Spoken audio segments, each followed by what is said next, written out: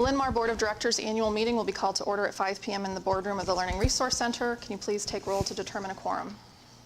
Buckles. Here. Moray. Here. Nelson. Here. Mulliner. Here. Walker. Wall. Here. Weaver. Here.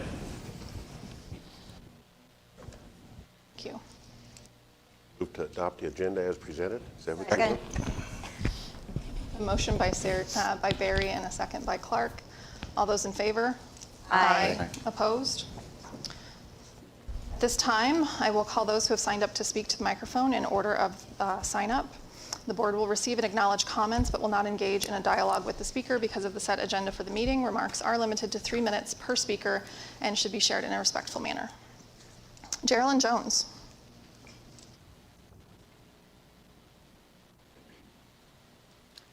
Hello, good evening. Geraldine Jones. Okay, so I have a couple things that I wanted to ask tonight or address. One is, okay, so I have a really hard time understanding, and maybe you guys can shed some light on this purpose, but our slogan is "We are Linn-Mar," correct? I have a problem with, or I guess I just want to kind of bring awareness of this, but how we are decorating some of the schools for different things. For example, like Boulder Peak really did a phenomenal job, in my opinion, on decorating for Veterans Day. They did a whole wall recognizing families who served and honored them and recognized them and things like that. Our high school did an announcement the morning of. Whereas this week is Transgender Awareness Week, and we are getting transgender posters in the Four Corners area, and they're also decorating display cases for Transgender Awareness Week or whatever they're doing, and they're talking about the suicide prevention. Well, we also have veterans that are doing the suicide awareness as well. So why wasn't that equal recognition?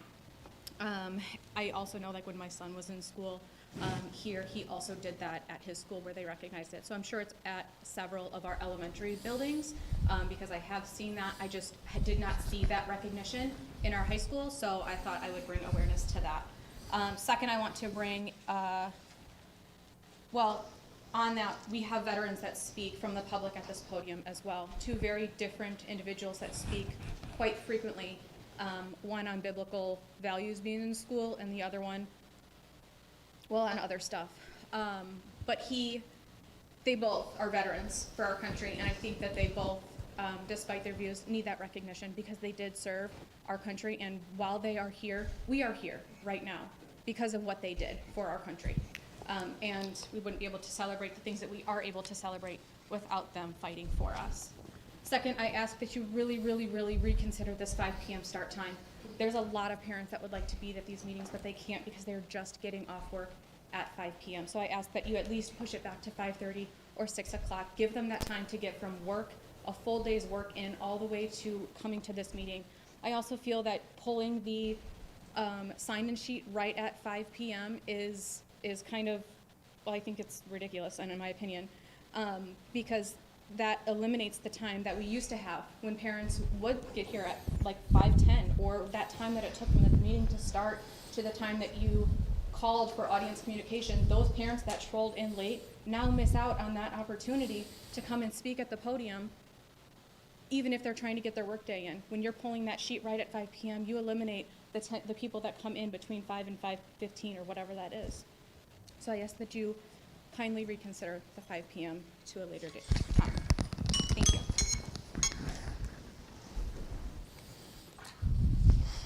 Gage West. Hello, Linn-Mar School Board. Happy Transgender Week. My name is Gage West. I'm a proud Iowan and entrepreneur in Iowa. I first want to say thank you to all individuals who put liberty, the Constitution, and education first. This past month, Linn-Mar hosted 3 public community forums. I was very grateful to be included and participated in with so many other individuals taking time out of their busy evenings to sit down and discuss the concerns they have for their family and themselves. They would like to see in the school, as Linn-Mar as a school and Marion as a community. My only hope is that with those concerns and issues, you do something with them. I've seen a consistent response when concerns are brought up to Linn-Mar School Board and either nothing changes or the changes are the complete opposite of what your constituents want. We have a mental health crisis in America. As a survivor and an individual who fights for the ones who can't fight, I'm very concerned on what Linn-Mar is doing about mental health in the classroom. We have books that are not appropriate in our libraries. We have groups and individuals pushing hate in our hallways and our schools. We have over 12 schools with over 7,600 schools. To that ratio, we have one school resource officer. Our schools are not a safe environment for mental health or student safety. With physical altercations happening all the time at the high school and middle school, and mass shootings on the rise across the country, our school board passes policies that makes our school more unsafe for mental health and student safety. Student safety should be a top priority for you as a school board. And it's very clear that it's not. We have board members who are using their positions to push woke agendas down children and families' throats. When individuals speak against those policies or ask questions, or you silence them, you ban them, or you use them as political pawns. So with all that being said, I hope we see some positive change in our schools. That includes parental involvement in the community. God bless you, thank you, and God bless our schools. Anna Clymer. Hello, thank you. I am a Linn-Mar parent and taxpayer for over 18 years now.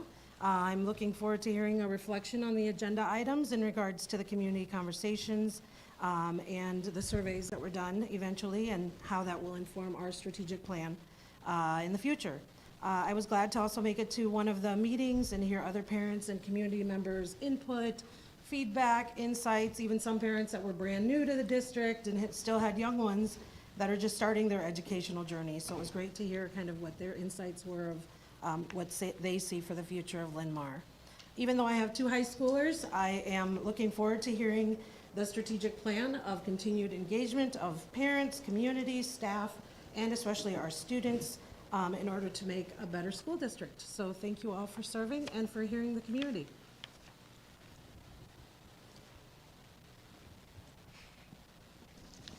Okay, that ends audience communication this evening. Thank you for coming.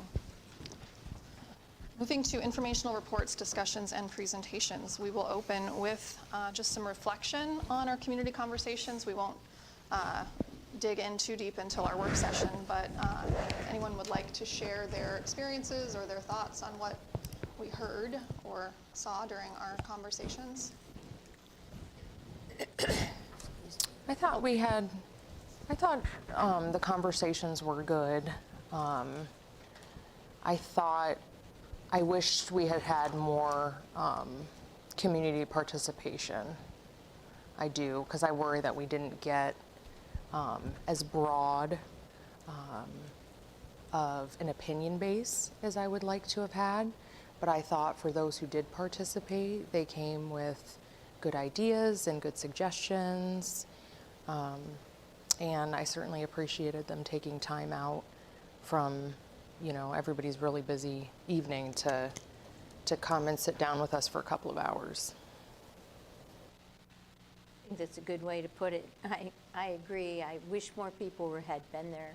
I appreciate all of the people who did come and had something to say and took the time to do that. We tried to listen and take notes and so we can consider everything as we go forward. And I know that we had note takers and that, so hopefully we've captured a lot of ideas going forward. I liked about it is that with the people that came, there was a diverse group by age, which I was glad to see. We had young people there that have kids in the district. We also had seniors there that have been in the district a long time and wanted to see the direction in which we were going. And that was very pleasing because, everybody that came was a taxpayer, and to get those ideas and thoughts, down in writing, I think is going to bode well for the district, as we pan things out in the next couple of months here. Sorry, were you done? Sorry, I didn't mean to interrupt. I think it's a good start. I think the one I attended, it was fairly well attended, I would say, and like Clark was saying, very diverse, differing opinions, and it does go to show this community can come together with differing opinions and get good work done. I think, again, it was a good start, and I hope we can take that information and turn it into a positive. Yeah, I'm personally looking forward to the feedback and our next step in the strategic part of it. Just a couple thoughts and a couple comments about our commitment as a board. On a normal day, I leave for the office between 6:30 and 7 o'clock every day. So all of us put together all have busy days in our lives as well. Second item is that the first session that we had was not real well attended. And in all sincerity, I was hoping the second session would be the same way. But I was pleasantly surprised to see the number of people at that session. I had a granddaughter that had a band concert that evening, so if the crowd had been a little bit smaller, I'd have ducked out. However, with the size of the crowd and with the commitment of the parents and the folks coming in, I felt compelled to stay, and it was very well worth it. So I'm looking forward to the feedback and how we build on it. I had the unique opportunity or position that I attended all three. And from that perspective, the first one wasn't as well attended as we'd hoped, but it led to deeper, more engaging conversations because we had fewer people, so we could, let them talk a little longer and really get into deeper thoughts on what they had. So I thought that was a positive from that one. And then the second two, they were both great numbers in terms of small groups interacting with each other. And I do think that a lot of positive ideas came out and were shared. And I agree with everyone. I look forward to digging in starting tonight and just kind of seeing, that combined with, the survey data and kind of getting a first glimpse at what they have to tell us. So I'm excited about the process. One thing I'd like to add to the conversation is I got the chance to do all three committee conversations as well, but also got to did a fourth one with high school students, the superintendent student advisory group that we had our first meeting, and I thought what better agenda item than giving them a chance to do the same process. So they actually did the exact same thing, split them into 4 groups, their feedback was fantastic. They dug right into it right away. We had a little bit shorter time, so I had to keep them moving, but that was not a problem. They were very focused and provided nice feedback as well. And that was students from 9th grade through 12th grade. That was interesting to hear their insights, and they provided a lot of good feedback with it as well too. So I thought that kind of provided a little more of a broad-based perspective than the other ones were very heavy with parents and community members, as you'd expect. So the student perspective is part of that data as well, and I look forward to the next step too. As several of you said, this is the beginning, and now that we have the data, what do we do with it becomes really important. So looking forward to that beginning of that phase tonight. That was Great idea. Yeah, I was just going to say that. I think that was, not part of the original plan, but a great use of that meeting space and that time with students. So good job. It was kind of it was one of those things like, what, this is the perfect time to throw them into it. And I was curious how they'd respond to something like that, because that's different than our usual meetings, but they jumped right in and they were very engaged in that topic. Next up, we've got board visits from Wilkins and Westfield, if anyone would like to share experiences. Both good visits. That's Yeah. all I have to say. Go ahead. And when we got to Wilkins, we had kids come out and dance for us, and it was really cute. Anyway, I think everyone at both schools, showed all the wonderful things once again that are going on, and you really appreciate the hard work that the staff is putting in to help these kids, and they know what's going on, and they're just leading the crew. It was really fun to see in both places the excitement and all the great things happening. The thing I liked about it is Wilkins is more into, they started the, active learning. Yeah, that too. Excuse me. But, the kids are taking a big role in that. And it was nice for them to show us around. They had everything down. It was just, everything was timed out. They were very confident in themselves. And the unique thing about it is that towards the end, they put the board members up here, And then they had students out front, and they started asking us questions. And I thought that was really unique. That's never been done before. So then we got to ask them questions and get their perspective of how everything is going in the school, and does everybody belong, and how's this being felt throughout the district and the leadership. And you could really see them step up with a lot of confidence, these little ones, that what was going on. And then you get into the classroom, and everybody was on task. And of course, sometimes I worry, are they on task because the school board's coming or whatever? But it's been that way for all the things that we've done. And then we go out to Westfield, and we get to see some things that I've never seen before. I've never been in a PLC meeting, which fortunately they knew we were coming, but they ignored the fact that we were there and carried on their mission like they had the time to do. But it's also one of those things that everybody was engaged. We got to see some singing. We had Caitlin and Sandra, I think, knew the words better than anybody else. We couldn't get them to dance, but they were singing along, and the kids were so enthusiastic to see that kind of energy.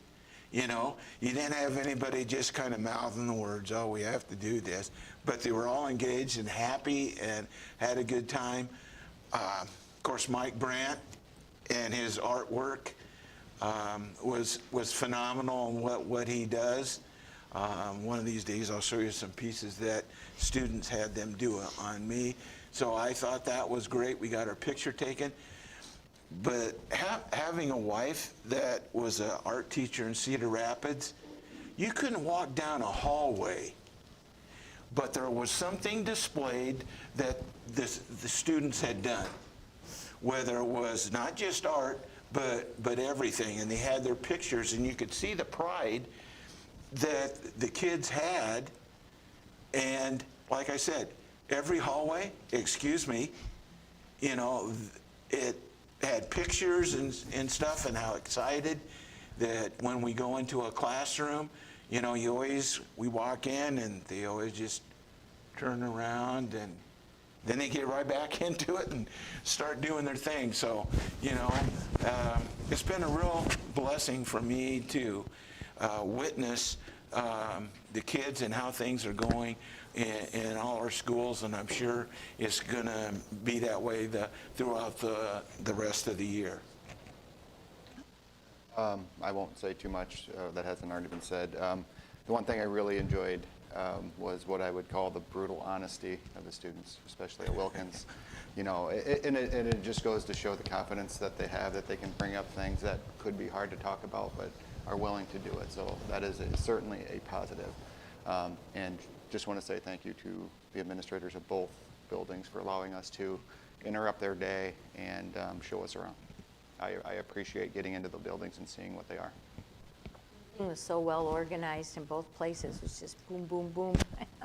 A couple times I got a little sidetracked and wanted to stay in the room and continue with math with the first graders, but it was like, oh yeah, I'm not supposed to be doing that now, so I'm out of here. But it kind of brought me back, and loved every minute of it. Really, I always enjoy our interactions with students, but I do want to just say, we've heard a lot about PLCs, and being able to observe one and see, we hear about standard-based grading and how that transition is, and it's just a lot of conversation in this room, but to actually see them with student tests, and how did you do this, and what is your interpretation of the to see the team for that grade level work together and figure out and say, okay, have you tried this, and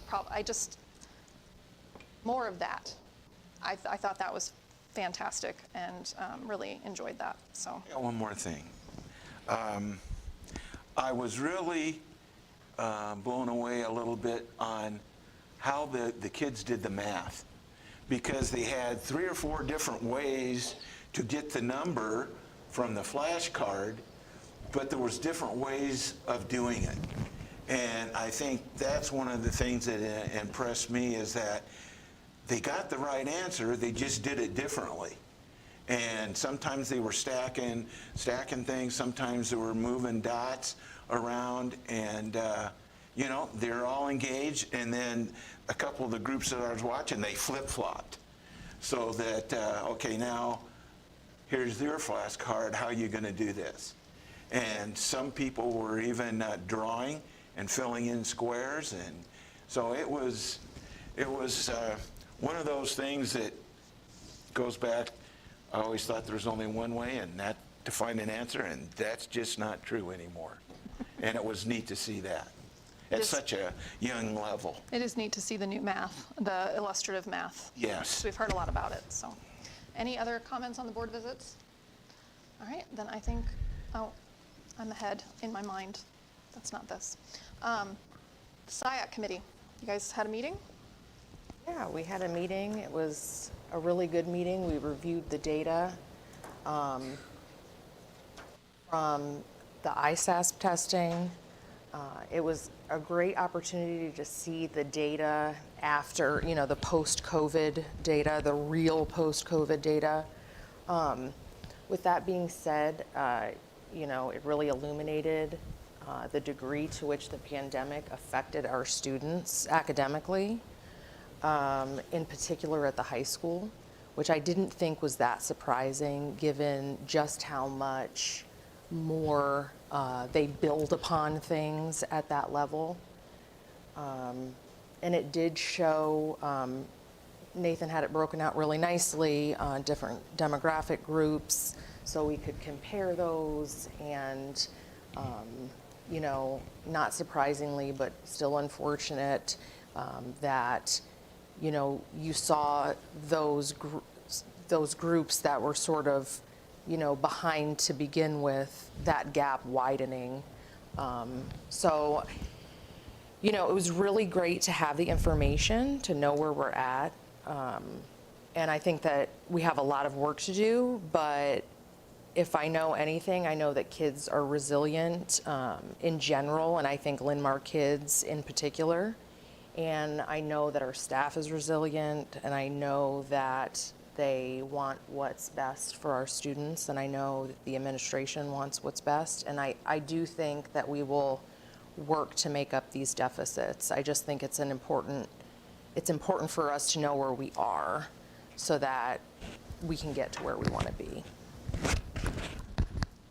Yeah, I think I agree with that. But what we looked at and what we have as far as data, you know, in the short time we were there, is certainly a 50,000-foot overview of all of the data and what it all can show.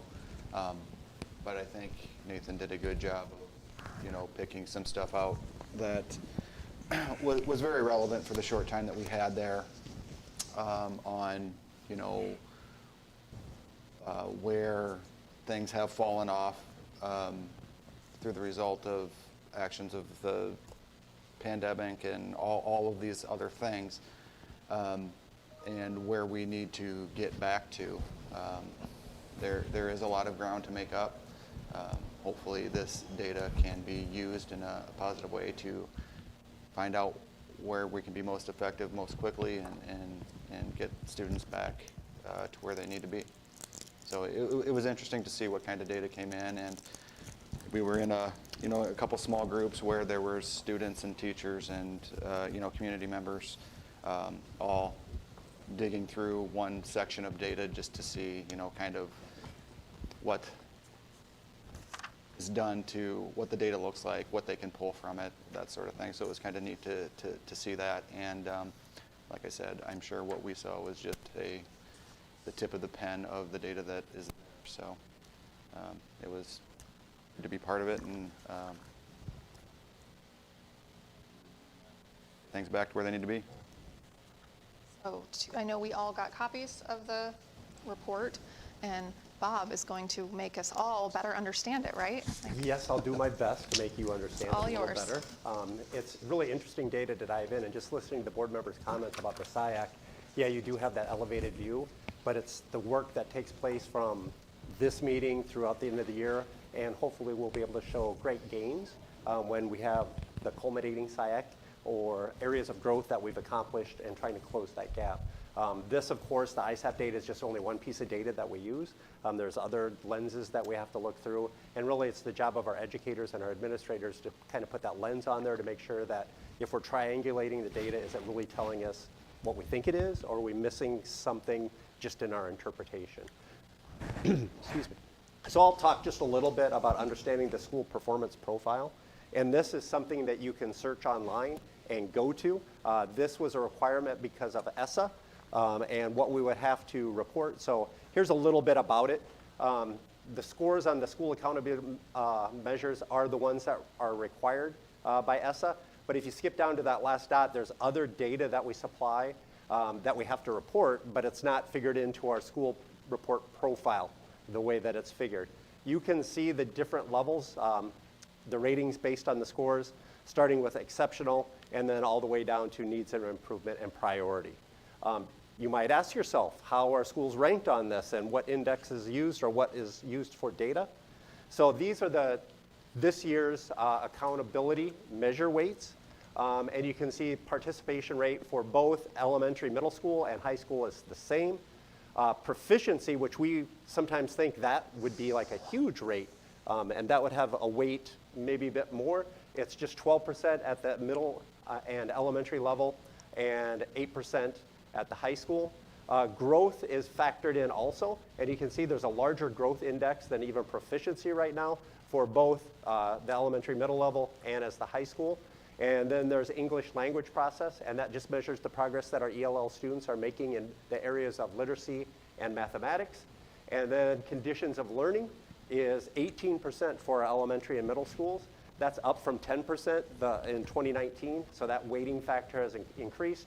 And you can see the conditions for learning for high school is only 8%, but then also factored in is the graduation rate and then some post-secondary readiness. And if you think of those bottom quadrants there, talking about conditions for learning and conditions for learning, graduation rate, post-secondary readiness, those are some things that we'll visit a little bit later in the slideshow here also to give you a little bit better explanation with those.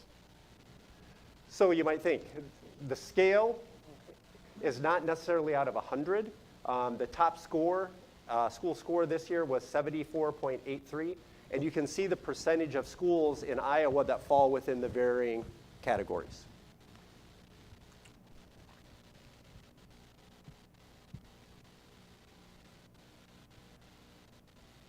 So it's not quite a perfect bell curve distribution, but it's similar in that nature if you would think of it that way. Here's how our buildings perform this year.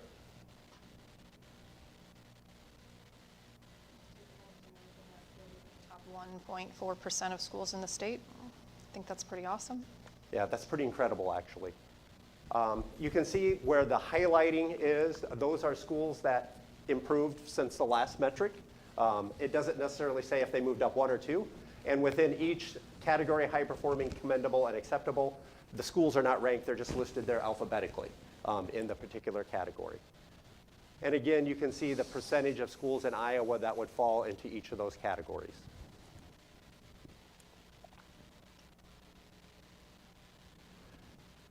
So here's some growth measures, English language and mathematics. And when we get to the growth measures, that's figured by comparable peers. There's let me make sure I get this, a student growth percentage. A student growth percentile describes a student's growth compared to other students with similar prior test scores. So if Shannon and I were in the same percentile score, we would be compared together as a peer moving up, not the people necessarily above us or the people below us. It also demonstrates a student's growth and academic progress, even if they're not to that proficiency mark yet. I may have had tremendous growth, but I may be a 2 percentage points shy of proficiency. That's measured in this metric. The little carrots you can see, of course, you can read that as the state average, and you can see how our groups from all students, and then on the right-hand side, is mathematics by program also. So you can see we're a little bit above the state average growth metrics as far as mathematics. We lag a little bit behind when it comes to English language arts with that growth percentage. Yes? When we're talking about growth here, this doesn't really account for how much students have to grow, correct? Like, for instance, if we have a lot of students who are already, you know, above proficiency, very high on that scale, they may not have a lot of room to grow, correct? So that's going to skew those numbers downward a little bit. I would agree with that, but yet they would still be compared to the high, let's say I see what you're saying. Okay. So that's the comparison. I don't know how much that scales into that factor Okay. though. So that's a very good question. Okay. That's a really good question. And here are conditions for learning. And again, the percentages at the top represent the amount of weighting that it is at the elementary. It's 18%, elementary and middle school, and then the high school is 8%. So you see all the responses there and how it's broken out by program. And then on the other side, it's the composite standard scores by race. If you think back to the conditions of learning, I think the first time Nathan and I presented some data, we gave board members a list of those questions that were on that. And the different categories for that is adult-student relationships, emotional safety, expectation and boundaries, physical safety, and student-student relationships. That's how those are ranked, and that's what the questions would be related to on that.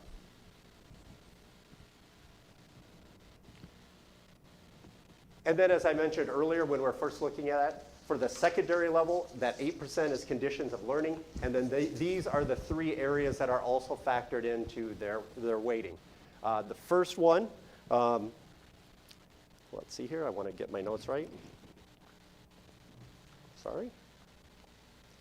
So the post-secondary readiness includes multiple pathways for students can participate and demonstrate readiness in life beyond high school. There's some different pathways, and one would be ACT or SAT. So this would be participation in a college entrance exam and an ACT or SAT score. The second one off to the right would be college-level post-secondary education or advanced coursework. And then the one that's in the bottom middle would be the students that take advantage of career and technical education CTE concentrators. So all of those factors are also added into our weighting. As you can see from the data, we have a lot of kids taking the ACT or SAT success. We lag a little bit behind on the career and technical education spot. And then the advanced coursework, we're close with all students, but then our low socioeconomic and students with disabilities, they lag behind the state average. Those measures are literally a measure of how many courses they are taking in those areas, not how successful they are in those. I believe you're correct, coursework. Shannon. Is that correct? Yes, I believe you're correct. It's not measuring their grades and their performance in those. It's just how many courses are they taking in each of those areas of CTE and college level, post-secondary, advanced While work. they're still in high school? Is that what we're talking about? Yes, while they're still in high school. Okay. I think that top number of all students is sort of interesting because, you know, we've talked about how large our participation is for, like, you know, dual enrollment and what have you. So I'm surprised to see that, you know, not that it's much, but that it's lagging just a touch behind the state average. Yeah, that's kind of surprising, isn't it? Yeah. It is. It was an overall dip statewide last year in concurrent enrollment courses. My office happens to be in a Kirkwood building, so I got to hear all about it. So, yeah, it's recovering. I The other think we'll thing see it bounce back. Sorry.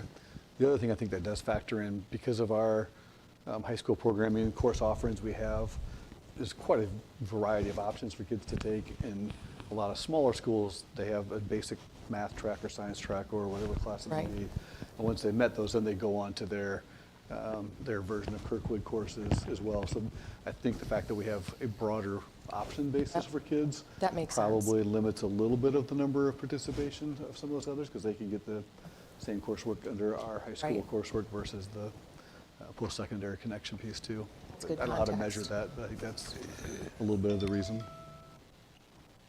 If you haven't had time to dive into the site, it's really pretty interesting to look at how that data is captured within the site, to look at our scores. I would encourage you to do so. It's also fun to look at neighboring districts where you can maybe see where maybe we're in the same boat with some of our groups right now, and maybe it's something that we need to collaborate with, alikes, or maybe someone's doing great gains, and that's maybe someone we need to reach out to and say, hey, what's going on in your school? How are you doing this with these students? So That was one of the questions that I had. If this is dealing with our students, we've got different districts that are really close to us that maybe we could compare to, and given an idea, yeah, we're short on some of those, but maybe we're better off than some of the others, and it'd be nice to compare and contrast. Now, do all schools participate this in the state?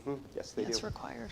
So it's required, so then the results, or have we done any comparison analysis? I have not done any comparison analysis. Usually our news media does a pretty good job of that, ranking the schools in the area and just showing the different trends within the district. But that's certainly something that we can do. I'm more interested, I guess, in looking at where we started with our last data through the pandemic, having this mark now in the sand, and how we grow from here. That's really what I'm looking at. I have a question. A couple memos ago, you kind of sent us this chart, and under the high school in Oak Ridge, it had in parentheses that there were target areas that we needed to look at, as opposed to it being like the whole school situation. Can you elaborate on that? Yes, or do you want to? Go ahead.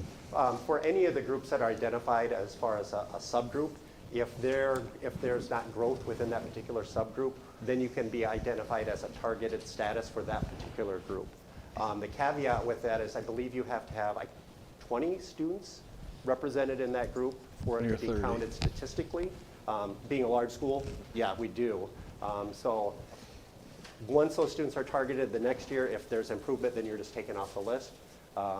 If there's targeted again, I'm not sure the steps with that. I just think you're noted that this is a repeat with that.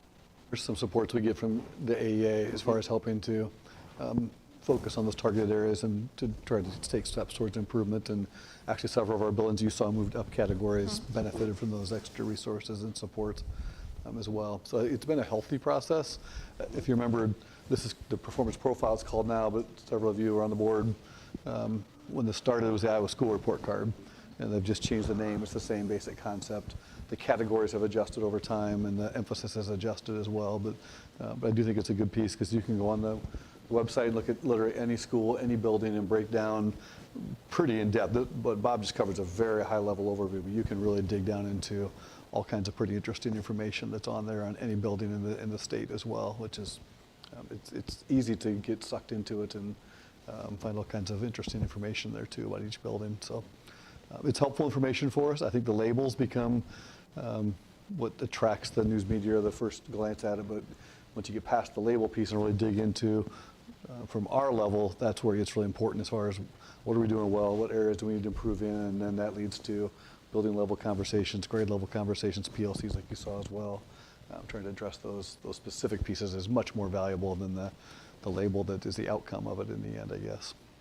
Yeah, it just fits with all the improvement processes that we have placed in our district, whether it be from the grade level PLC to our HRS work.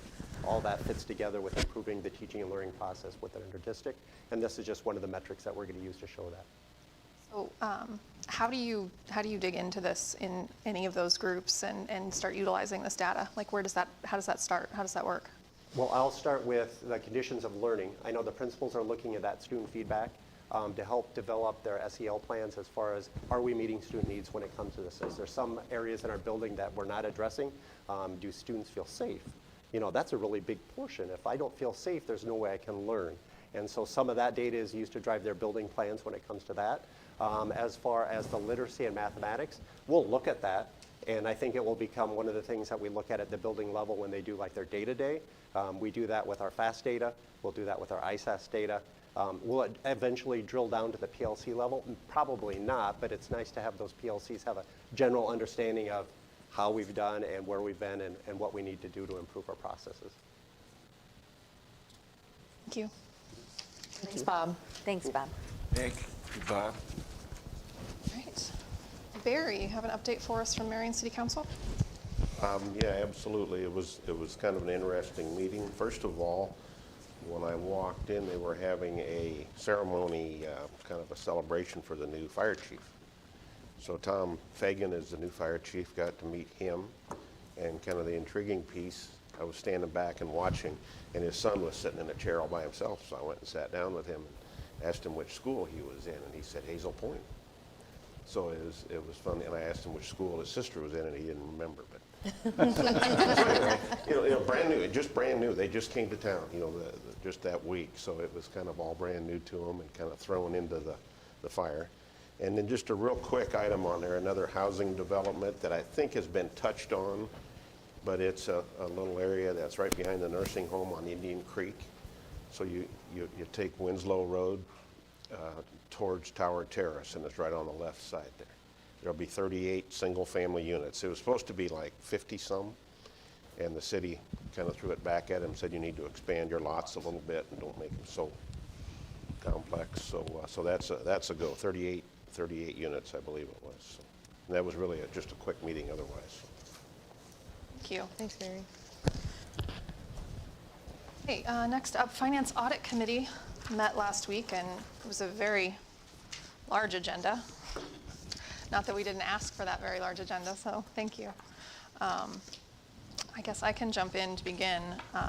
A good chunk of our discussion time was spent just kind of reviewing where we're at currently in the budget as we're previewing plans for next year, which we'll all start talking about after the new year.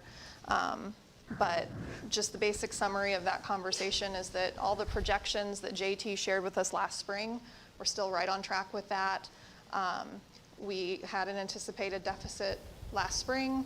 That's still on track, but because of our exceptional financial position, we have that accrued unspent spending authority that we can pull from. So, and that will only, our UAB ratio will still remain in good standing because we'll projected to go from 15.6 down to 13%, which is still in the top range where we want to be. So we'll have much more detail come January, but it's good to see that with all the numbers kind of solidifying from the state, that the projections seem to be on target. I'll also share that typically at this time we would be talking more about the audit, but with the delay in everything from the state and their system being down, everything has been pushed back a little bit, but we did actually get an email today that the auditors will be here tomorrow, and so the audit is in process, and it looks like we may have something in December, if not first meeting in January, to approve. Barry and Clark, anything else? That's right on. Thank you. That's right on. All right. Do you guys have any questions for us? Nada. All right. Next up, there in your packet is a whole bunch of stuff for a legislative update. If you didn't know already, there was an election last week. So there is an updated sheet in here that just kind of just gives an overview of the outcome here in the state, and the backside lists who our new representatives are. We do have several new, and with the census redistricting, we have more representatives covering smaller pieces of the Linn-Mar footprint, and Shannon has already reached out to them and started that. But it does on the backside also give you the dates for the session, so when the first funnel and the second funnel deadlines are, and if you're not a nerd like me, you'll just set that aside, but I like to know those things. So, and then there is a reminder of the legislative priorities that we voted on and sent to ISB. And I got the packet from ISB, and I had Shannon print you guys off a copy. So the 2023 legislative platform that the Delegate Assembly will be voting on is included in your packet. If you remember, we did submit proposed language amending the mental health to include school counselors. That was not included in the packet, but they have contacted me and said that they would prefer if I make a motion to make that amendment from the floor of the Delegate Assembly. So I've had a super fun conversation with Phil Genry from ISB, and he's explained to me what that means and how that works. And he put together the proposed language so it follows their structure. And I did reach out because he said, and it would be helpful if you have a second already in place, so you don't have to stare people down, because we have to have a second to have the discussion. So I did reach out to our friends in Cedar Rapids, and their delegate has agreed to make the second so that the discussion can take place. So that's exciting and also maybe a little terrifying. Yeah, so you've got the platform, and then this public policy agenda is the priorities that were selected by all of the districts in the state. And since mental health made it, that's where our amendment comes in. I think that's all I have on the legislative stuff. Any questions? One quick side question. Going into the school board convention, have they discussed that at all about the national membership? On the agenda, but the agenda is very vague. I can't tell if it's just they're going to give us an update or we're voting on it. It doesn't say, but it's on the agenda, like national presence update, and then it says the consortium, but I don't know if it doesn't specify if it's a vote or not. I said something to Jim Green. I ran into him the other day, and he says, yep, he's pleased on how it's moving forward, and he feels like it's a good move. But he didn't go into anything else than that, and I didn't ask. So. I know at the special delegate assembly, there were a few people that spoke against changing the bylaw at all, and as you guys know, the bylaw did pass. Many people spoke in favor of changing the bylaw, but made the recommendation that we made of proceeding with caution and waiting a year. Not a single school district spoke in favor of joining the consortium right now. So I'm really interested to see if it's a vote that they're going to let the delegates decide, which was what was recommended from some of the delegates at the special delegate assembly, or if they're going to announce that they're joining. I don't know. And there's no specifics in that. That's not something that individual districts vote on, correct? That's something that they will decide as a board? Possibly. That's the question. Okay. We voted to amend the bylaws to allow them to make that decision. Right. But many of the districts that spoke said, we're advising you to wait a year Right. or to let the delegates Right. decide in November. So it's on the agenda, but it's not clear Right. if it's a vote or if it's a discussion or if it's an update. So my question then is, should we have a brief conversation about that leading up to IASB, just so that we all have a position as a board, and then you can vote appropriately should it come to a vote? So our previous board decision Right. was we would prefer they wait a year. Right, so we're going to stick with that. Are we still in agreement that that is what we want to do? I think so. Yeah. Okay, then if it's a vote, that is how I intended, was to stick Okay. with our original decision. I'm glad that you asked for clarification on that, and that was my gut. Okay. I didn't think no one had come to me and been like, I suddenly think it's a really good idea. So I was going to stick with the previous board decision, but yeah, so. That's good. Yeah, I don't know what it means. It's just on there, but it has they just put words on their agenda. There is no explanation or Okay. detail or anything, so. The 9 members that we have now representing us, as Brett mentioned, that's quite an increase since last year. Some similar familiar names and some not. So I've reached out to all of them, offered to meet with them between now and January when the session starts. I've heard back from probably half of them already, so we're going to get on their calendar. The purpose of that meeting right away would just be, one, just get to know the ones we don't know yet at this point. 2, I'll share our board priorities that we have established. And then just make sure we have contact information, because I really want to make sure they all know they can reach out to me at any time during the legislative session if there's a topic that's gaining momentum or they have questions about, they want to know from a school perspective. I'm glad to clarify and answer those as well. And our returning reps know that, but I'm not sure if the new members do. So I really want to reiterate that piece as well, and then just give them a chance to ask any questions. The other thing that I thought I would do this year that haven't really done in the past because we had so many familiar faces, but this year quite a few new people, is I thought I'd invite them to come and visit our district at some point and just schedule a time if they want to visit any building. I'd be glad to meet with them and give them a tour, get to see the district a little bit as well. They may take me up on that, they may not, but I thought I'd offer that this year, something a little bit different, because we have so many new faces there, give them a chance to actually see the district firsthand if they need to, if they want to. I have no idea how many will want to do that or if their time or schedules will allow that. But other than that, just a chance to get to know them and connect a little bit and open those doors when the January fun begins. They have a contact they can reach out to. So I'll let you know how that goes. We do have a previous board member that was Oh, yes, just thank you. elected, Elizabeth Wilson. Yeah. And they'll be able to also kind of give us some insights as the dust settles. You know, the caucuses will come together. Oh, I should mention, I didn't put it in the update because I found it out after I sent the update. With Jake Chapman not getting reelected, Amy Sinclair has been elected the president of the Senate, which means she will no longer chair the Education Committee. So we will have a new contact on the Education Committee on the Senate side that we'll need to form a new relationship with. So We don't I know forget that who it yet. is. I don't think we know yet, do we? I had not seen that yet as of No, they've only Friday. elected They Amy decided. Sinclair. They haven't decided the committee assignments yet. But it just means a new person that we'll need to get in touch with, so. Any other questions? All right. Thank you for all the information. That's awesome.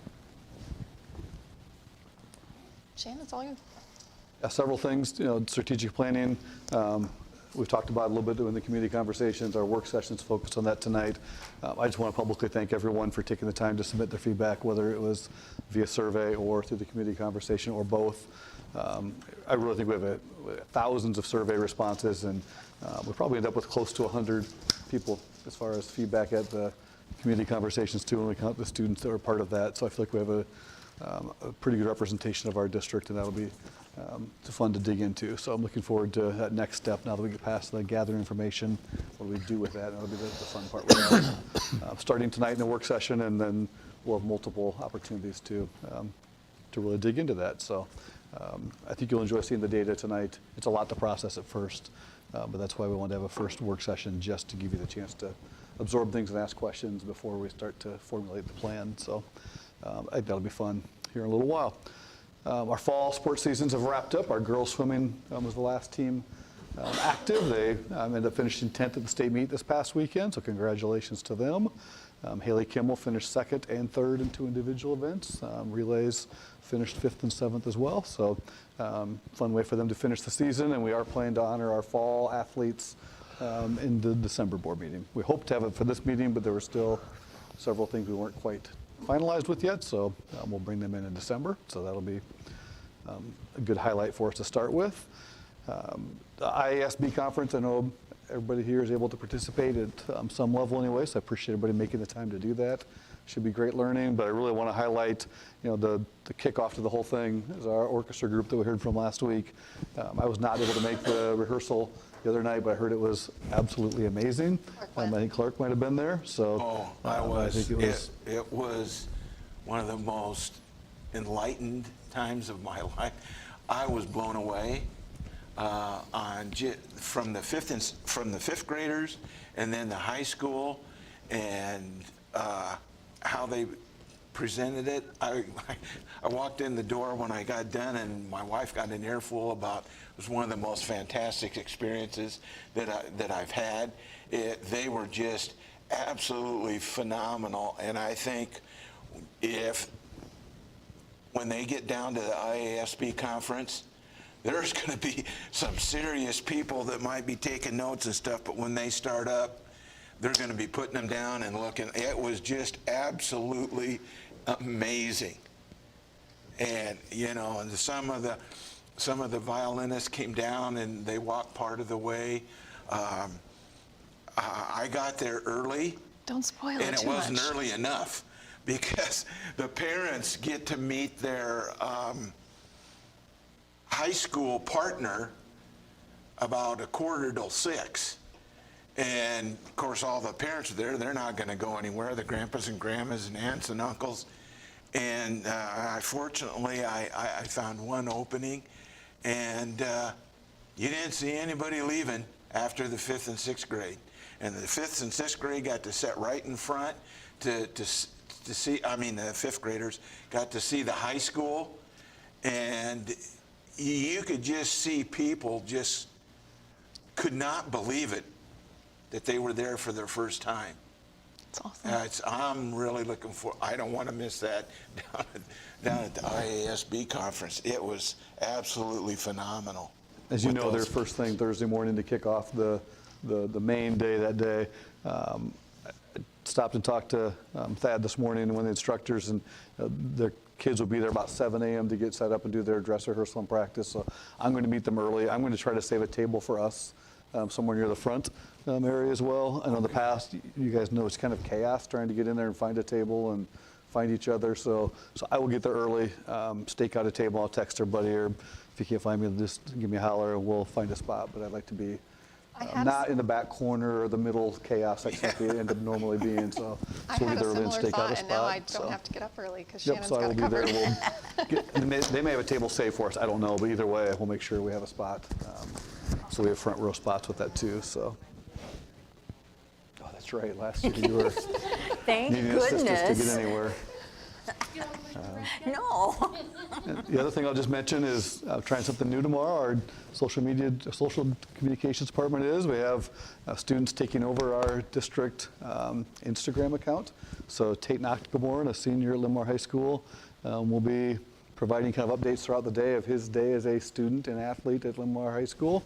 So if you're not on social media, you can talk to others about it, but if you are, Instagram, it could be a fun follow tomorrow.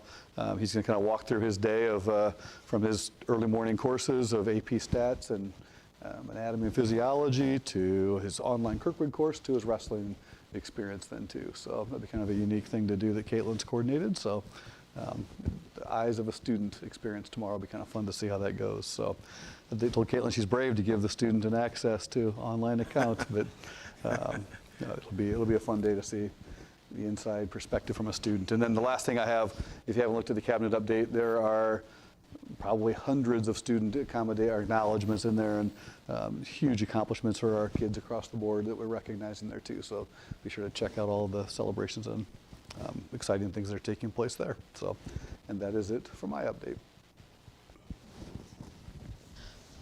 Moving on to unfinished business.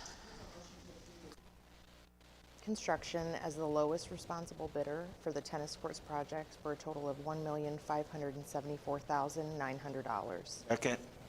Motion by Rachel and a second by Clark. Any discussion? I'd just like to point out or note that this came in under budget. So that's always a good thing to note. Yes. Under budget, and look to start to break ground this spring as soon as the weather cooperates. So. All those in favor? Aye. Opposed? Motion carries.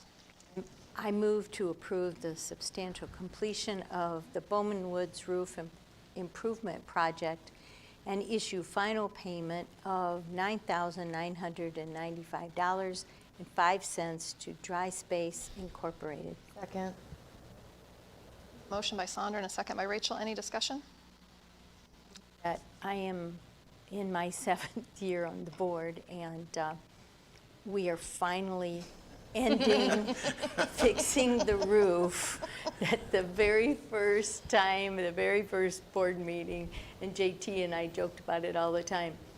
We were starting then to try to repair the roof, and I made the comment, I cannot believe that every single summer we work on the roof. So I'm hoping that Bowman Woods roof is finally fixed. Enough for me, I'm sorry. We all are. All those in favor? Aye. Opposed? Motion carries. At this time, I will turn the running of the meeting over to Dave. I move to elect Britt Morey to serve a one-year term as board president. Second?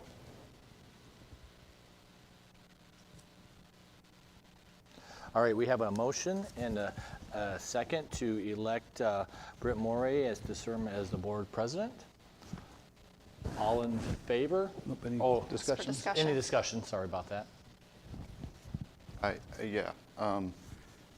Britt, I want to thank you for a lot of things that you've done in the last year. I remember having a conversation with you the day after I was elected. And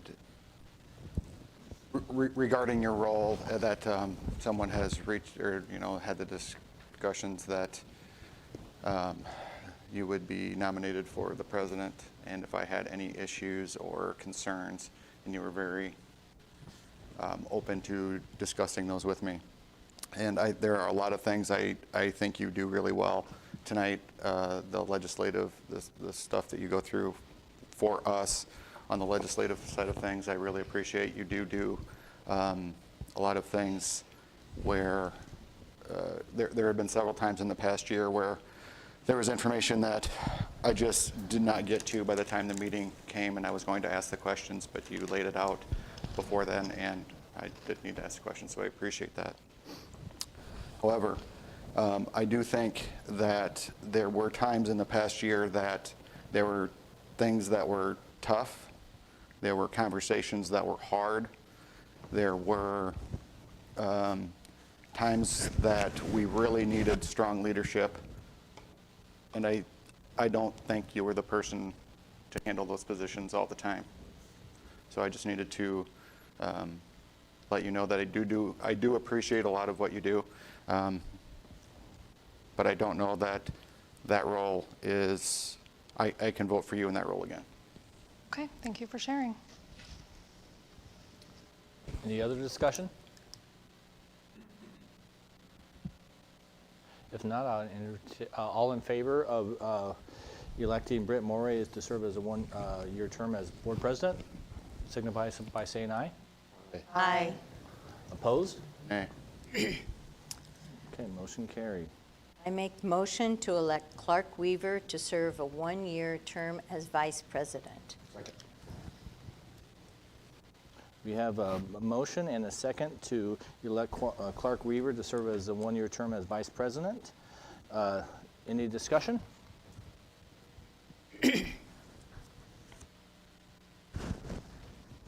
If not, I will entertain a vote. All in favor of electing Clark Weaver to serve as a one-year term as vice president, signify by saying aye. Aye. Opposed? Same sign. All right, motion carries. Congratulations to both of you again.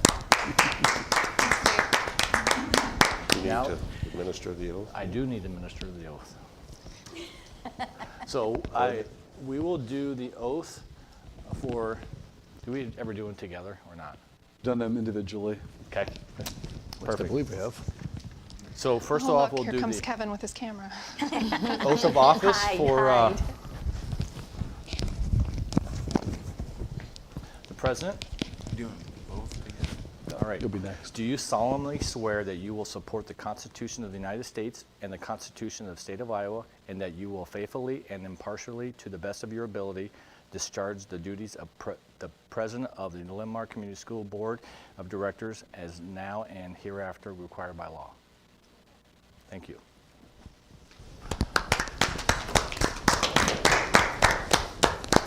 All right, Mr. Weaver. Do you solemnly swear that you will support the Constitution of the United States and the Constitution of the State of Iowa, and that you will faithfully and impartially, to the best of your ability, discharge the duties of Vice President of the Linn-Mar Community School District Board of Directors as now and hereafter required by law? Thank you. Another year, bud. Okay. So, still on? I move to approve the 2022-2023 board meeting dates as presented. Second. A motion by Barry and a second by Sandra. Any discussion? All those in favor? Aye. Opposed? I move to I move to appoint the law firm of Pickens, Barnes, and Abernathy for general counsel and Terry Abernathy as attorney, Simmons, Perrine, Moyer, and Bergman for real estate and copyright matters, Allers and Cooney for special education, personnel, negotiations, construction, real estate, and bonding matters, and Lynch Dallas for general counsel for the 2022-23 school year. A motion by Rachel and a second by Sandra. Any discussion? I've got a couple questions. What committee does this recommendation come out of? This one really would not be from a committee. Okay.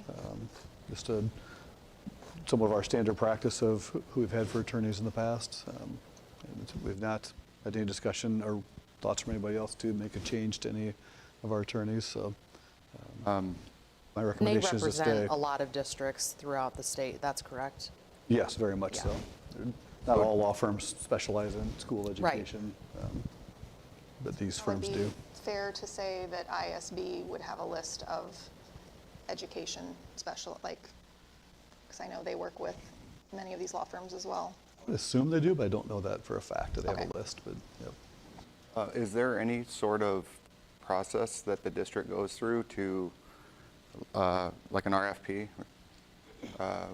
proposals on attorneys that the board is hiring, on why we are choosing these attorneys, or is it simply that these are the ones that we've been using? We've not used a request for proposal process that I've been aware of. These have been the ones we have been using, and we've been pleased with their service, so we have not had any desire to make a change. I take exception to a little bit of that. If we are a board that is approving attorneys to represent us and the district, I think it is prudent that we are involved in choosing those attorneys, and I think we have a duty to the community to put out requests for proposals of anyone that we hire, especially when we're talking this kinds of dollars. You know, do we even know if we are what we are getting charged from these attorneys? Are we negotiating rates as far as, are we paying standard rates? I don't think Anything it like quite that? works like that, because if we put out an RFP for like the lowest responsible bidder, I mean, I don't think that that's how we want to choose our attorneys, by whomever's cheapest. I agree with that, but proposal will also tell us why they would be a better fit for the district, and we could see if there are huge discrepancies in price from one attorney to another. I think this is something that this board is supposed to be doing. If not, we're a paper board. Someone is saying, this is what we're doing, go ahead and vote on it. We don't have any Concerns say. about these ones in particular? I'm sorry? Do you have concerns about these ones in particular? No, I don't, but I think that we have a duty to the community to put out proposals of who we're hiring. I don't know what we're spending on attorney fees every year, but it's lots and lots of dollars. And just rubber stamping this through every year, I don't think is what is supposed to be done. I don't think it's fair to call it a rubber stamp. We utilize different law firms for different specific reasons as outlined in this. And through those interactions, we have had conversations about, you know, how we feel we're being represented when those terms come up. And as Shannon said, as a district, as a board, every year up until now, we've never had anyone raise any concerns. We've always been pleased with whether it's an attorney who's helping us with a real estate transaction or going through our negotiations. All of that has always been above satisfactory. That's fine. And that's fine. Maybe these are the correct attorneys, but a request for proposal doesn't cost us anything. Did you bring those concerns to Shannon and Britt before tonight? I didn't know that this was on the agenda until Friday. No, I have not. This is the first time I've been here to discuss this. You didn't But reach out today? I also assumed that this came from a committee. You There didn't was inquire? that this would go through committee, and there were board members involved with hiring these attorneys, and that's why I asked the question, what committee it came through. It's not a committee, but I would feel safe in saying that leadership would have said, we've heard some things, maybe we should reconsider, and we hadn't heard anything, so we were comfortable moving forward with this agenda item. Whose leadership? What? Shannon, myself, and cabinet Clark, members and then also, yeah, leadership, cabinet. Because we do work very closely with each of these attorney groups throughout different matters throughout the year. And we have been pleased as a group with the level of support and service we've received and the expertise, and have not had any conversations or desire to make a change. If the board had told me the board felt differently than that, then that's certainly a conversation we could have, and we just have not had that conversation. So my recommendation would be to continue with the same law firms we have mentioned here, because we've been pleased with their support and their service and their availability, because there are times we need a quick response, and we've been able to connect with them and have a good history of relationship with them that we feel like we can get timely and valuable information from them as well. So I've not had any desire to. Our leadership team administratively has not. I've not heard from board conversation until right now that there was any concerns to consider something different. This is an item that's always on the annual meeting to approve legal counsel for the upcoming school year as well. So it's a standing item every year at this time as well. So it was not meant to be a surprise that it showed up on the agenda. It's always there at this time for the annual organizational meeting after the first meeting to kick off the new year with the new board, essentially. So if the board directed me otherwise, then that's a conversation we would certainly have to look at to see if there's other representation out there we wanted to consider. Well, again, my concern, to reiterate it, I fully expected that there was a committee that discussed this. And sitting here as a board that's going to be voting for this, none of us have any clue, are these the right attorneys? Some of us do. Some people work with these attorneys on other matters, but most of us don't. So how do we know that these are the right attorneys without having some information on them? How do we know we're not being overcharged if we're not getting proposals from other attorneys? What makes the 5 attorneys that we have here? I don't know how long these attorneys have been in place at Linn-Mar. Maybe it's 10 years. I'm throwing that number out there, but a lot has possibly changed in 10 years. Are they still the right people for this job? And it is our duty to make sure that we are getting the most for our money and that we have the right people in place. That is what we do here. I think those are really important questions that could have been asked before this meeting. And I would have had I known that there was no committee with anybody on the board asking those questions. You did vote for this last year as well. I understand what I voted for. I'm asking the question now because I have learned more. It does not go through a formal committee, it goes through leadership. Board leadership consists of the president, the vice president, and Shannon. We take feedback from board members, so if a board member had said through any of the various interactions with our legal representation on any of the matters over the last year, hey, I think that maybe we should consider using someone else, or had brought up questions during those proceedings, we would have had that conversation more in depth.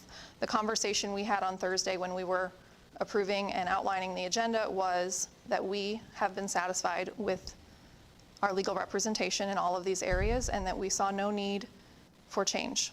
Having heard from no one else in that regard, it is on the agenda, as it always is, per Shannon's former comments. Fair enough. My feeling is we should be looking into it closer. There's, I'd like to kind of interject here real quick.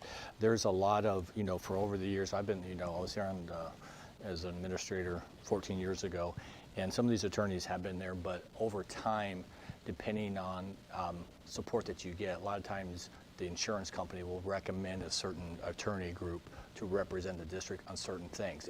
And back in the day, we didn't have a say-so. It was like, this is who you're going to work with. And a lot of times that would have been like Allers for a lot of special ed. So some of those relationships were initially cultivated because of recommendations or requirements by our insurance carriers saying, we're representing you in this area. And that's who they were saying was going to represent us. So some of those relationships were developed over time based on they were supporting us, and then it's said, okay, they've been a great support. And then then it was like recommended by the district to say, hey, let's go ahead and make them supporting us in that fashion. And when you're looking at some things like bonds, real estate, and those types of things, there are a couple main attorneys across the state that support schools in those at that avenue. It's Allers and Lynch Dallas are the 2 main that deal with bond type of stuff that supports schools. Those are the main ones that you're going to see across the state are those attorneys. But some of these attorneys kind of fall became a preference to use, because not only was it our board in our district had a good relationship with attorneys, but they were also being recommended by our insurance carriers to represent in certain cases. And that's how they kind of ended up on our list of attorneys, and they continued to be there. Dave, that's Things do helpful. come to the board through various channels. Sometimes it's through a committee, sometimes it's through administrative recommendation. This one is administrative recommendation because we are the ones that typically work with them on a somewhat regular basis. Between myself, Dave, Carla, Lisa especially, we have pretty consistent conversations with attorneys as needed, and we've been pleased with the ones we have here. If we were not happy with that, we would certainly be bringing forward different recommendations. And we all do talk to our colleagues across the state, some of which have same attorneys, and some have different as well. And we hear things from other places of groups they're not happy with, so we take that into consideration as well. So we've been pleased with the support we've gotten there and the expertise that's provided, because education is a unique field in the field of law. It does not every attorney group out there would even be interested in serving us. So we feel comfortable with the group we have, so that is our administrative recommendation to the board to continue with that. If the board would direct us otherwise, then we would certainly take that appropriate action to consider different groups. But I've not heard that until just tonight, so we have not brought forward any other changes because of that. Couple quick comments, sorry, if you're ready to call it. Go ahead. A couple quick comments on that, because first of all, if you do an RFP, whether it's insurance, whether it's gas prices, whatever it is, it's a whole different world than doing an RFP on law firms. And I'm not really sure if you put this out to an RFP that you're going to get much response for free. I would think an RFP probably would have to be a fee to get that RFP. Me personally, in my business and as a family, I have my law firm and I'm with them. Either I am or I'm not. And I really, and all of the questions you're bringing up are well taken. They really are, because this is a good discussion. However, I don't think this is a loose thing. I think you're pretty well channeled, and I think, like you said, all the dealings I've had in my 11 years on the board have been very well covered with these folks. So that's just a comment. We have a motion and a second on the floor. All those in favor? Aye. Opposed? Aye. Make a motion to designate Farmer State Bank with an authorized limit of $30 million, Hills Bank with an authorized limit of $30 million, Current Brothers Bank with an authorized limit of $2 million, and Iowa School Joint Investment Trust with a limit of $20 million as depositories of the district for the 2022-23 school year. Yeah. We have a motion by Barry and a second by Rachel. Any discussion? All those in favor? Aye. Opposed?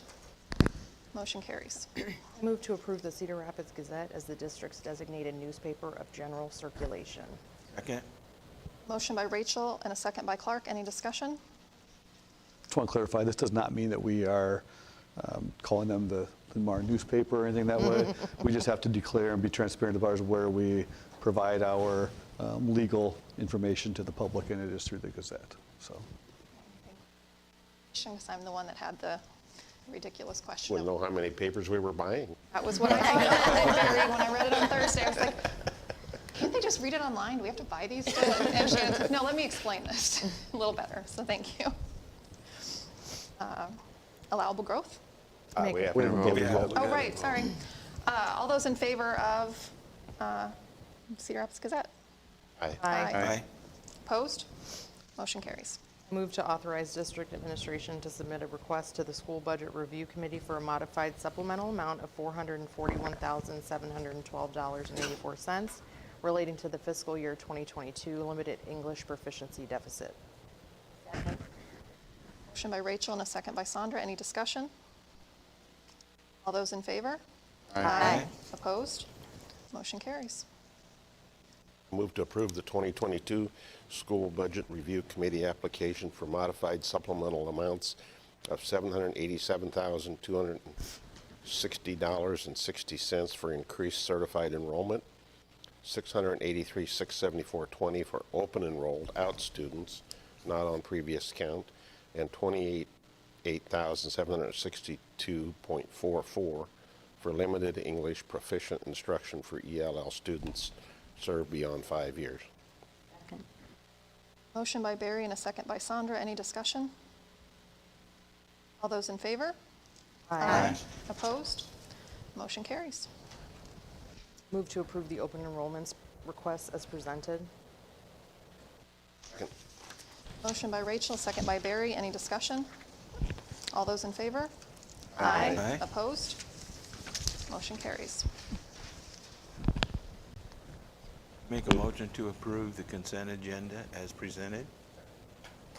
Motion by Clark and a second by Barry. Any discussion? I have a question on the contract 704.1. On the agenda, it's calling out, and that is for, what is it? Can't think of the name. I have to look it up here.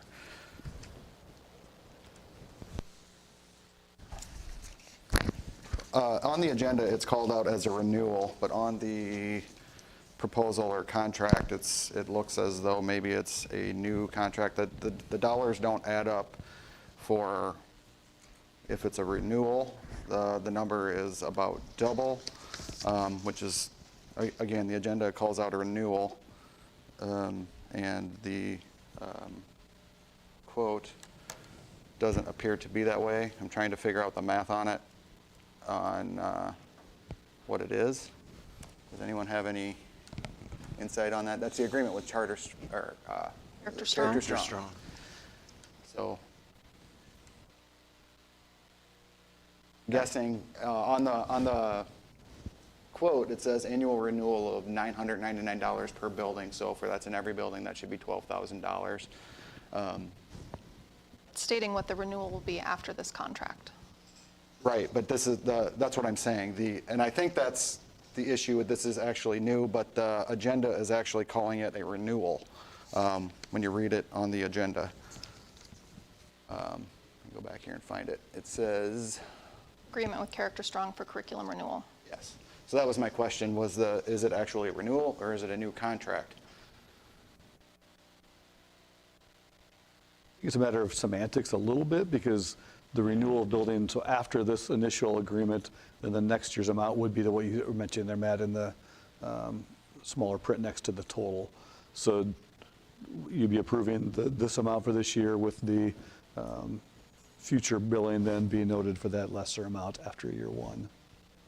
So this is the first year for this? This is the original? This specific setup, yes. Okay, so I'm just reading on the agenda, renewal isn't really a renewal, it is a new contract. Agreement right? and future renewal, then yes. Then, since we're discussing it a little bit, I noticed, generally on curriculum stuff, I've noticed that either Nathan or Bob are the names on the purchase orders or who they go to. I'm curious why Lisa Breitfelder is on this one. Is this more for counselors type curriculum? Yes. Correct. Okay, so I'm, again, bear with me, I'm trying to learn about how some of this stuff works. So I am assuming then if she is the one that is on this PO, that this curriculum can only be used by counselors with a certain certification? No. Oh, No, Character Strong has a broad training mechanism, and so especially at the elementary level or the middle school, at any level really, it depends on how they adapt it, but it doesn't have to be taught by a school counselor. It would be overseen by a school counselor, but it could be a classroom lesson that is provided that those teachers would go through. and what are, I guess, the safeguards then that these curriculums are being instructed the right way? I'm assuming we don't have a counselor in every room. How does that work?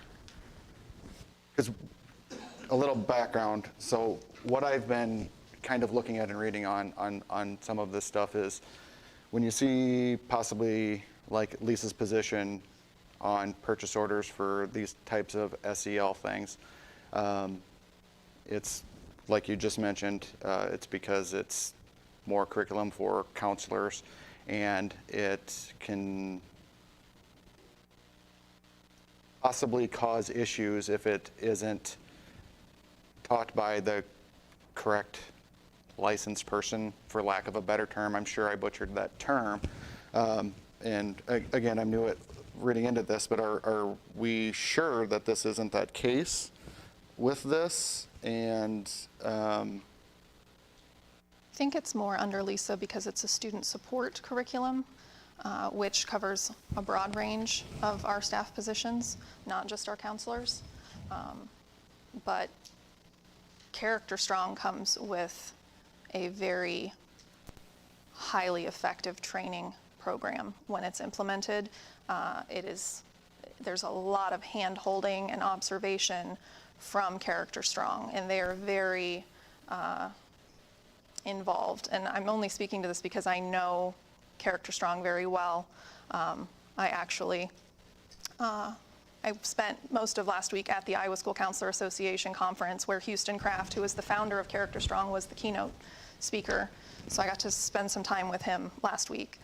This is a phenomenal program, and the implementation process is very well handled and very detailed in making sure that all staff who are involved in its implementation are fully understanding how it's to be implemented and how it all works together in building that culture of climate, or that culture of kindness. Great. Thank you. And I would not get hung up that Lisa's name is the one that's on there.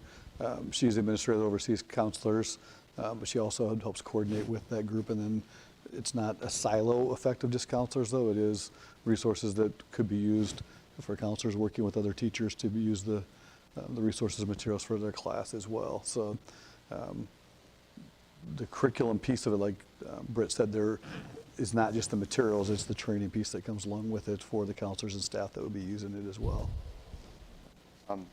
I respectfully ask to have this removed from consent agenda. So moved. It will be removed from the agenda for further discussion. We have a motion to approve the rest of the consent agenda. Is there any further discussion of those items? Do they have to modify their motion? Yes. So I will go back to Clark. Can you modify your motion to include everything but Everything. I move to 704.1? Do everything, but we'd like to remove 704.1, agreement with Character Strong for curriculum renewal, to a later date after more investigation. No, we're going to talk about it afterwards. Okay. We're just going to move it from the motion. Move it from the motion then. I do remove it. Gary, do you second that again? Second. You had a motion and a second on the table. All those in favor of approving the consent agenda with exception of 704.1?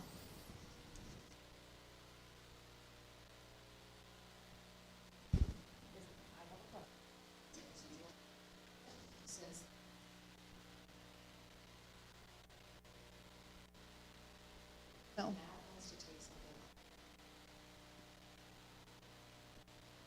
No. Because we didn't vote on it. If any member wants to remove something from the consent agenda, there's no vote necessary. We will just talk about it separately after the main vote for the consent agenda. As I understand.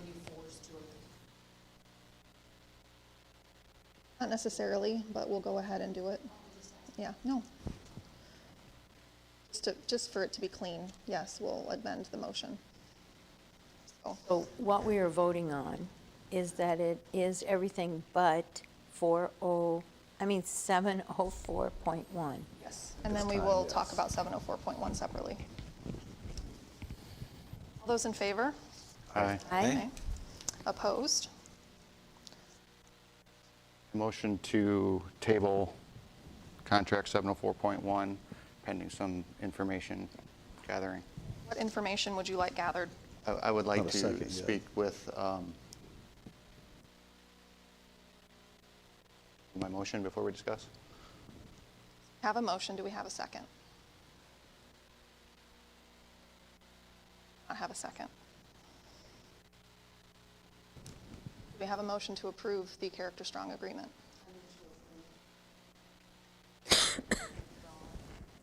Second. Okay. Any discussion, further discussion on this curriculum? And I would just like a little more information on that process. I would like to get some information from Lisa, if possible, on it and how that all works.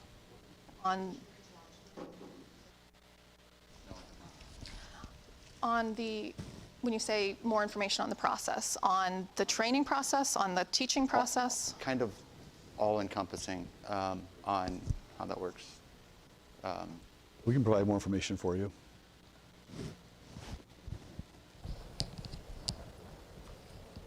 All those in favor? Aye. Aye. Opposed? Okay. Motion carries. Board communications and calendar. We all have ISB this week. Looking forward to that. We'll tune in to the city council meeting on Thursday. We do have some board visits coming up in December, so mark your calendar and let Galen know if you can attend, please. And do I have a volunteer for the December 8th Marion City Council?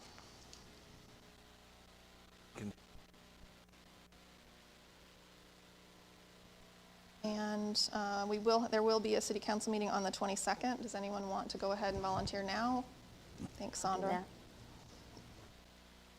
All right. And then just one board meeting in December on the 12th. Any other communication for the good of the group? Just a couple of short things. One, I was able to be at Boulder Peak for the election. That's where I voted, and I just wanted to say, Shannon, the way you set it up and had it so it's just the one wing of the building was awesome. Yes. That worked amazing because there were 3 different precincts there. So, I mean, when I came, it was a line in and around and back, and you know what I'm saying. So, I think that went really well. Otherwise, it would have gotten all involved with being in the school farther. So, you know, I felt good very job. comfortable. Yeah, couldn't have been safe. Yep. Good job. Dan and the staff of Boulder did a really nice Yeah, job they of did a making that great work job. and implementing that plan, because obviously we wanted to keep students separate and safe Yes, from yes. community members as well, and I thought we were very successful with that in this model. It was a busy, busy place. Oh, my Oh, gosh. yeah. All day long. You know, So we were glad finding- we had the space there. Yes. I will say it is a challenge to host an election in a school during a school day, from safety reasons, from logistical reasons. Obviously, all those classes that are in that wing either were not held that day or were moved to different spots where music cannot be held just anywhere.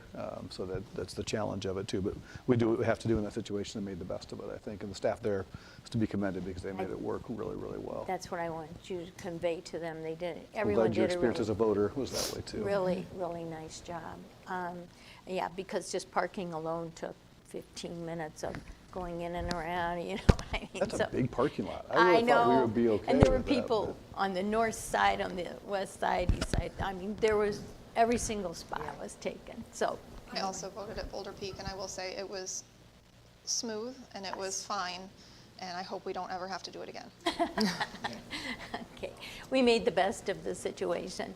And the one other thing I wanted to comment about is today I went to a community promise advisory meeting, and it was great. It was, excuse me, it was held in the new office for Medco, so I got to sit in there, you know, up there and look out on 7th Avenue, which was really great. And I just want to say there's a lot of great work going on with Community Promise and the Linn-Mar High School, and also Marion High School too, working together through Kirkwood and you know, for the health science area through Mercy Medical Center.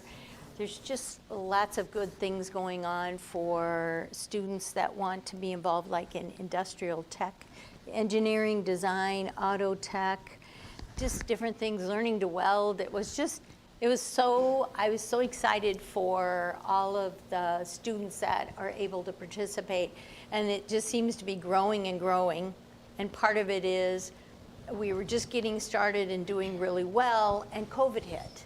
So all of those experience of going out to businesses and seeing what's available and having people come in, all that kind of shut down. Now it's all opening up again. So it's just growing and growing. So it was a very good experience. I'm excited to hear what's coming up soon. There is a group going to the building over on Boyson, I believe that, where on Thursday the academy, the career academy that is being highlighted is the health sciences. And I guess there's a couple buses, or at least one, taking groups of kids over there to learn about, not there, they're taking them to Mercy Hospital to learn about what's available there. So I thought, it's all good, it keeps growing. I'll keep trying to tell you good news. Thanks for that update, Sandra. Yeah, it was awesome. And just follow up to that, the December board meeting, we do have Nick Lou and the Medco staff are planning to be here to Good, give a board good. update on It was so cool. all things connected, and Community Promise is a big portion of that too. So look forward to more information next month. It is. I will note that the public library is open now, and if you haven't been, it's fabulous, and I'm really excited for our students to be able to access that as well as a community resource. If there's nothing else, I will. No, I have something. You got something? Yeah. In the paper this morning, I hope everybody kind of noticed Oh, yeah. that we have a student that was participating in helping out kindergartners and looking towards teaching degree, and paraeducators that were they were getting $12 an hour to kind of go through, and it listed in another person that was interested in doing that, and hopefully they will go through with that and come back to Linn-Mar. But it's a program that's being done in a lot of different areas, and it fits a need that we have right now in trying to get more teachers and interested in teaching, and they look like they're having a great time. And the students that had there enjoyed that. So when they can come in, I think there's one in 4th grade and one in kindergarten right now, and maybe more. But they were given high fives, and hey, if they can go in there at those different levels and different ages, they're going to find out real quick if that's what they want to do, because those type of kids don't hold back. They just kind of say what they feel, and it was nice to see the recognition that our district got from this plan that we've initiated. And that's a very good comment, Clark, because I've been sharing that with a number of people in the community, because they ask what we're doing to offset a shortage of teachers. And I feel that program is really good. So the newspaper or whoever wrote it did a nice job of it. So, yeah. Grace King of the Gazette did a nice job in that front. There's a front page article if you haven't seen it yet. And it is the outcome of the grant that we applied for, and Human Resources, Student Support Services, Teaching and Learning have been working on.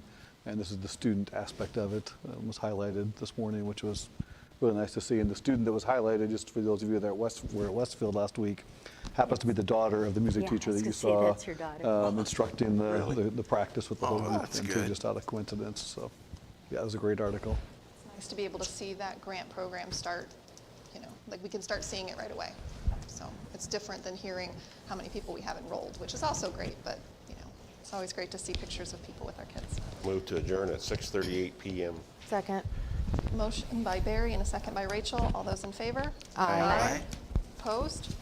Meeting adjourned. We'll take